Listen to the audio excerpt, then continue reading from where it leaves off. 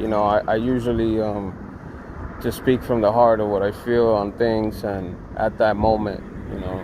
So it's been tough for me to turn that corner as an artist to be, I guess, what is now socially accepted, because I came from an era where it wasn't, you know, and we had to actually kind of push ourselves to keep doing it while we were looked like, you know, like we were criminals, or, you know, what are we really doing? We're putting color on things.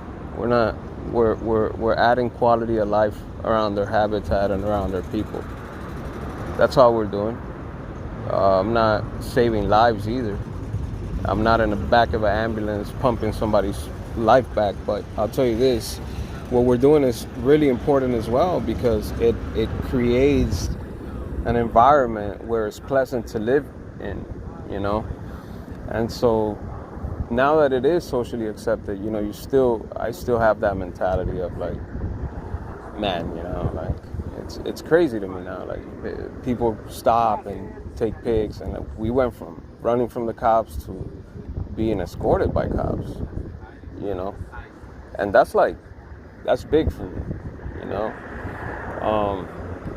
But at that time, you know, like I was saying to you, like the whole mask thing, like it's just not showing our identity was really important to us, because you're basically snitching on yourself if you did that.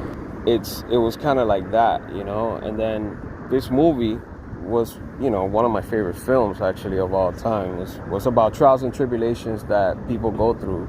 They made it about gangsters. To me, it wasn't about gangsters. To me, it was about men who made bad choices. And I'm a man who made bad choices. That's why I included myself in there. Yeah, I'll tell you a quick story. In Miami, gang unit, they had their budget almost cut out when they actually ran all the gangs out of here and locked them all up. So the way to keep their budget alive was to capitalize on something else. And they made graffiti writers and graffiti crews gangs. That was to keep their budget alive. So they had profiles on every single one of us, man. They had personal pictures of us doing personal stuff, like outside of graffiti. And so yeah, it was like a war, because they couldn't do anything unless they caught us in the act. They knew who we were, but that's not how the law works.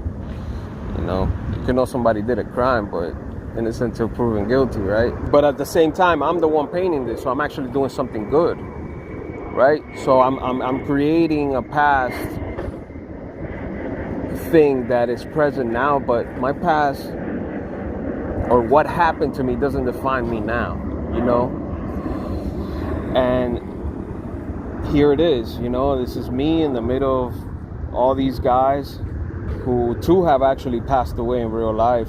The other two are still alive. I actually met De Niro not too long ago. I was, you know, surprised to have his presence here. I painted a portrait of his grandson that passed away, and he came over here to meet me personally. And that was cool. That was really special, actually. His portrait is actually right here. If you make it right, it's like right here on the other side. I'm creating a whole scene, you know, which is gonna be able to tell a lot, you know. So for me, it means a lot, and that's what I'm focused on as an artist now, is to create things that matter to me. You know, that's basically it.